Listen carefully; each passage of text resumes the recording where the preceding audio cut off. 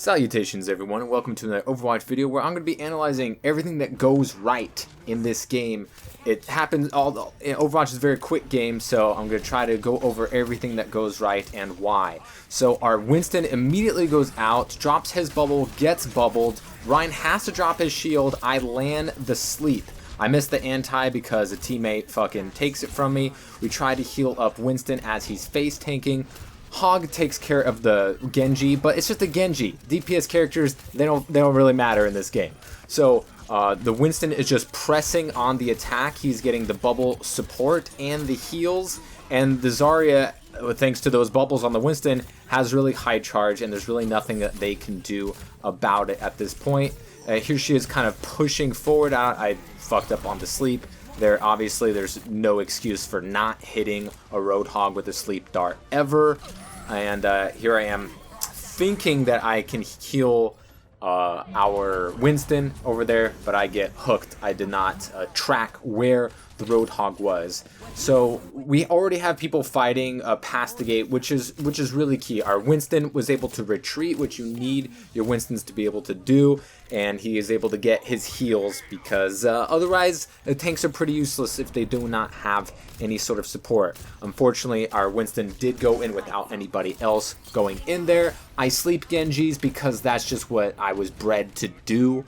I hit a lot of sleeps in this game because I'm pretty good at it, and I set myself up for victories when I don't get Roadhog hooked. I know that's happened twice already. I promise you those are the only two times that it happened. So here, Molten Core, right?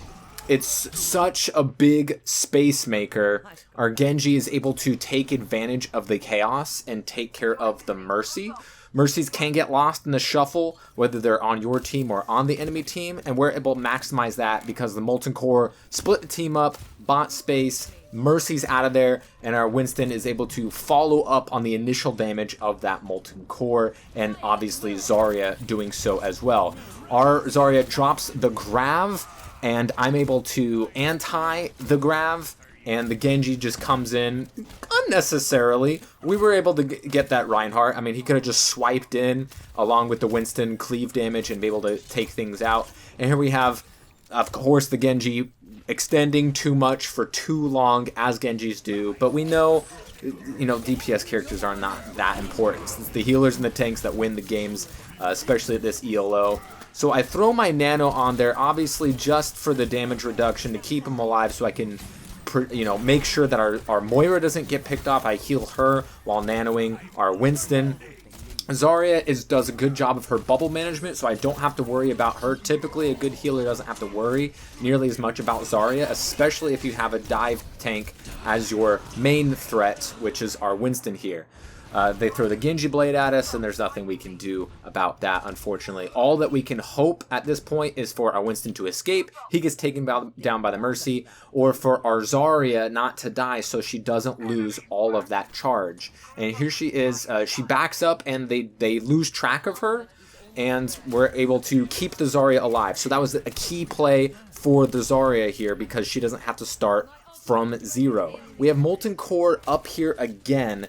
Molten Core is actually an insane ultimate. It gives a ton of value. I think she got scared that their Winston was going to drop down there, so that's why she bubbled me. So I cannot falter for that, and we're able to fight them off there. It was really just a good job of realizing where the enemy was, where there could be a potential pick from their point of view, and completely nullifying that. Right? I naded myself.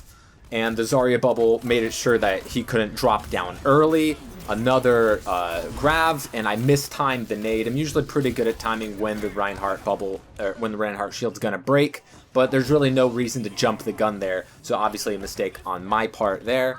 And then they get a Doomfist, and he's able to punch a couple of people, and we kind of lose that fight. Once again, our Zarya should be able to get out of this if we have our other healer up, but of course Blossom just kills everything in the game. At this point, we're just looking for a hard reset. Die, escape if you can. Moira, she got Fade. She's going to the heal pack here, and I'm there, with my nade in hand, ready if that needs to be done. because I don't want to lose her. She decides to peek out for no reason once again, and that's a mistake on the Moira. So now we either have to catch them out, use some ults, or wait for the Moira. And, you know, people hate waiting because, you know, that's actually the right thing to do, but this team actually waited. I don't know, it's because they didn't feel comfortable, or they were actually waiting for the second and main healer of this group to come back. I catch the fist out, hit him with the anti to make sure that he's just dead as dicks. And there, sleep, anti, sleep. It's just, those were all easy. There was no skill for me on that part. I got the right angle and I'm able to neutralize them, make sure that their threats can't do anything because they cannot be healed. And Zarya and I just kind of, you know, dance around the shield and make things work out there. Moira does a great job of healing me. One thing that a lot of healers do not tend to keep track of is healing their other healer. And this time I am able to hit the anti on the Grav, and I'm able to hit the sleep on the Reaper, so he has no follow-up. The carpet is the welcome mat is there, and the D.Va does a good chance of escaping, not getting hit. I'm gonna nade myself just to make it impossible for me to die, because I know Doomfist already used his cooldowns, and if I'm at full health and the rest of my team alive, there's no way he's gonna be able to stop me. We get the bubble, the defense matrix is able to clean up the rest there. Obviously with the self-destruct, that was always one of the best ways to get people off cart, or they die. So Hog goes for immediate hook here. It's, you know, pretty common. It's something that you as a teammate really have to prevent from becoming a throw, because there should be no reason why that is going to work on most maps, unless the tank combo is communicating with each other and they know what they're doing and they kind of know each other's practices. So here we are poking at the choke, playing this, you know, initial point without a shield, which is an uncommon thing that you just really, you can't give them the line of sight. You have to play the corner in order to maximize the Roadhog and his ability to do what he does. Our Roadhog is able to get to the hook and the cleanup on the McCree, and then things just kind of fall off from there. They're out of position. Torbjorn takes care of the Orisa. Hog finishes off the Zen, and their Hog just pushes up without anything to do for it. I'm trying to make sure that our Hog doesn't throw, but they also grabbed a Bastion in their spawn room and just let him have it. Those kinds of things are going to happen. Typically, those aren't the kinds of changes that you do see, but so early on in the round, you're more likely to see those kinds of changes, especially from the DPS position, whether it be switching to a Bastion, switching to a Doomfist, or, you know, if you have a sniper on your team, they might try to counter-snipe because, you know, they think they're good in that. So here I am they're gonna trance, and this is a really good play from them. But what do? We back up and we don't give them the angle. If we fight into that trance, we lose because they're just gonna out heal us. And unfortunately, in all that chaos and all the backup, we get whole hogged in the face, and everything just fell apart fairly quickly.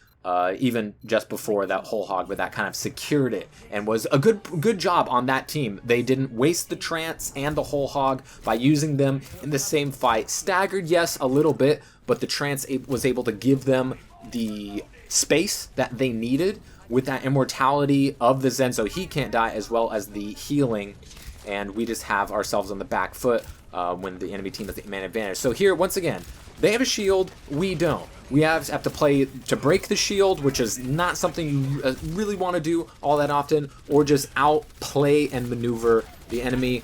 I'm very, very adept. Okay, I did get hooked a third time. Apologies, it happened 3 times. Maybe 4, who knows. The max range hooks are always just the hardest to swallow, but especially near that bridge, as a healer, you want to be back up, but you always have to be wary of someone being on top of you. And I'm very, very attuned to keeping an eye out for that. That's typically the main thing that I'm listening for and really paying attention to before healing my teammates. I catch the Zen out. That's a guaranteed win. There's no way that I lose that fight. It's an easy sleep, and we finish him off with the old combo with the shoot, nade, reload, cancel, shoot, melee. You have to win that fight every single time. Otherwise, you just got to practice that in the fire range. Very, very key for Ana players, especially against something that really has no chance at killing you in a Zenyatta after being slept. So I don't know what our Hog is doing, and I'm able to sleep theirs to try to mitigate a huge mistake. The D.Va Bomb does buy us some space and take care of the Bongo, but we're still losing this fight. So I'm going to anti the Hog because I have no help. I don't have a shield, I don't have someone else healing me, so I have to buy my own space. If I anti the Hog, then he's going to be too scared to push up, but I'm all alone. So the only option here is to throw myself off the bridge and not feed ult charge to the enemy team. Somehow our Roadhog did a huge flank, was not noticed, and still did nothing, and still died. So he's still there. This fight is lost before it started because of the bad play from our Roadhog in that instance. And here, I have to make sure that the soldier doesn't throw, which they're so keen to doing because they think that their Hell Station is basically an immortality field, and they get way ahead of themselves. I cannot waste any more resources on that soldier, so I'm not going to nano him. I'm just going to try to keep him alive, but if he wants to die, he's going to die. That's up to him. That is not up to me. So at this point, we just have to play for the next fight. We've lost 2 fights in a row before they already started because of very, very piss poor positioning by our teammates. As we see, the Roadhog still hasn't made his way to the fight yet. So this is like 2.5 fights instantly lost. The D.Va gets hooked. There's nothing that we can do because we have no shields, because we have no bubbles. D.Va and Hog is not going to be very good up against the Hog and the Orisa. They should have the advantage there. I'm going to nano the Moira just so that she's hard to be killed and to give her the damage boost. Don't sleep on Coalescence. It's probably one of the most slept on, if not the most slept on ultimate in the entire game because it goes through shields and it does pretty good damage, and it's hard to heal through everything since it just blasts through all things that are not cover, right? It goes through, teammates, goes through enemies, heals, and at this point, it's lost. It's lost. We lost too many fights in a row, basically uncontested while the cart was moving. We don't really contest the cart until right here because the last time anyone was near a cart, our D.Va got immediately hooked and demexed. So this fight was lost 4 fights ago. If you paid attention to. While I died under the bridge, that's when we lost the entire round there because our Hog went to the bar for some reason and never came back in time for us to get a full team fight. So that was a bit of a breakdown on how things break down unsuccessfully as opposed to the attack, which was successful. So of course we're going to be going to overtime, and we don't have any changes in our composition here outside of the fact that we now have a D.Va as our dive tank instead of the Winston. I heard the Roadhog before spawn happened. Try to communicate to the teammates that he was there, so that's why I was looking there, because I had already heard him and I missed the sleep, so it's over. There's no excuse for my teammates to let me die there, and there's also no excuse for me to miss my sleep. If I hit the sleep, then I just run towards my team. There's no other options. I can't 1v1 him. I can't go back into spawn, otherwise he's just going to wait me out, and our team's going to die because of our lack of heals. I'm going to be able to hit the dart anti-combo on their Hog to try to salvage the fight long enough for us to get a kill.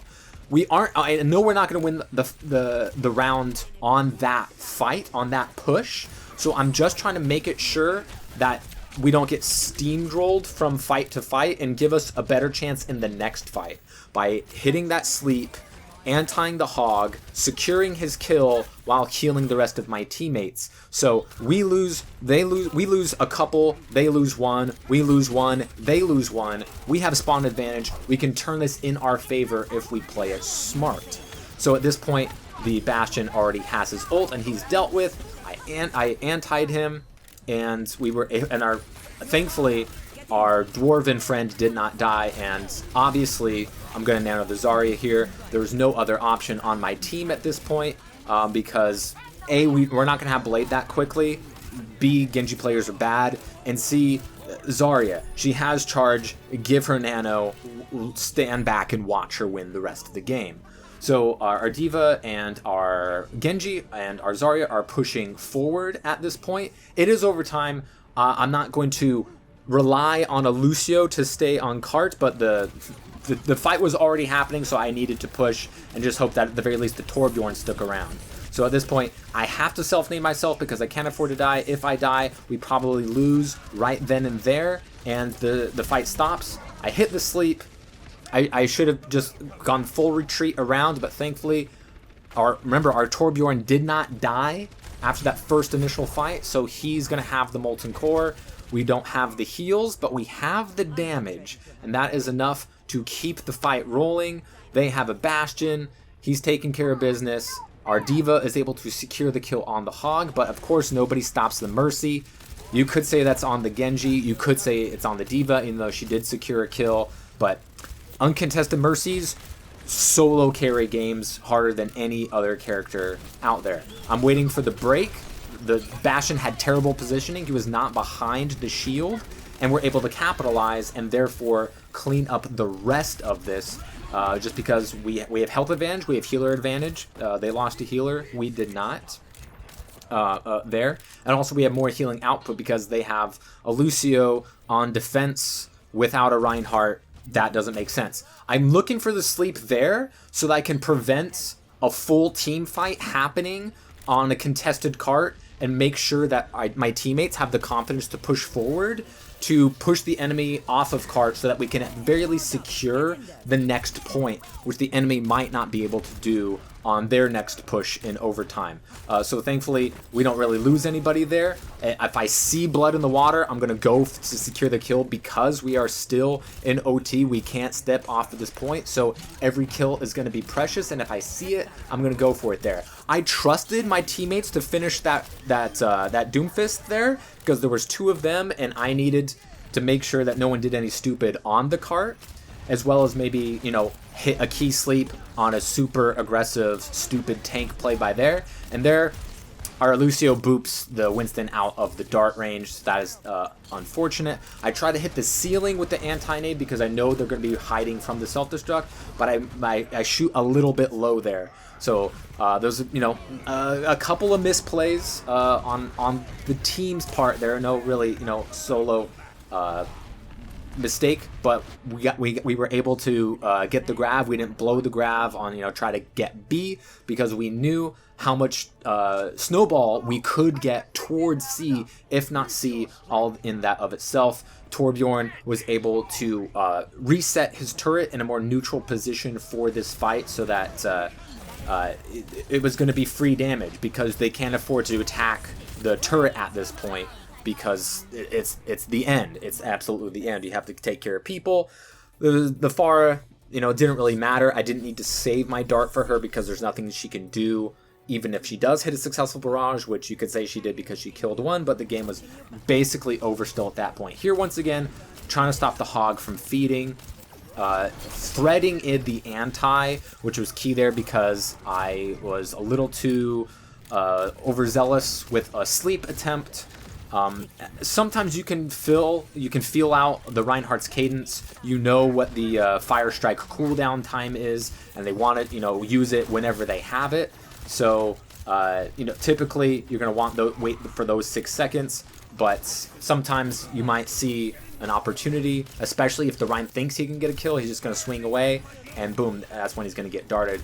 We get a good eye field there, and I'm able to completely waste a nade, but it's fine because our D.Va doesn't go too aggro. An aggro D.Va, especially in today's meta, is just going to be hard feeding because she's not meta, like, at all right now. We're running Hog D.Va, you know, historically one of the worst combos that you can use right now, or all time, but with Hog being the way that he is, things can work out, and our D.Va didn't play stupid. Remember, this is our Zarya player who did a fairly decent job 100 times out of 100. I have to hit that. I hit the sleep, automatic anti, and our D.Va does a great job at recognizing that easy kill. All she has to do is boost at him, and he's dead. So at this point, they're unfortunately able to get an echo off. I sleep it, but she's woken up, as does matter. I know that a possible condition for me here is that I have to stop the echo from getting an ult off, and unfortunately I get hit through the wall between the wall, and I get hit by that self-destruct. So as you can see, I kept changing my LOS so that the enemy team didn't know where I was. I really only have to worry about the Echo in that situation, which isn't going to be the greatest threat because she only has a very small burst of speed.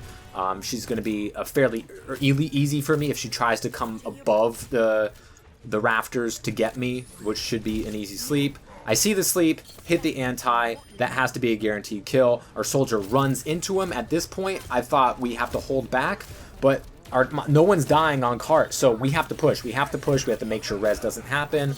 He pops Molten Core as soon as he gets it, and at this point it's just cleanup, and the game is over. So that was actually a very impressive job by the rest of my team there, as I died from the self-destruct. Not everybody died, and the people that died before me are able to regroup with those that didn't die, and did a very undervalued thing in this game, and that is to back up, surrender space. It doesn't matter if they get 99% of a point. If they don't get the last percent, they don't cap it. It's absolutely crucial. If you lose a fight, you can lose 2 fights before the second fight even has a chance to start if you're a little bit over aggressive out of position. But as you can see, Zarya, 51 high energy kills. That's what you get when you play Zarya correctly.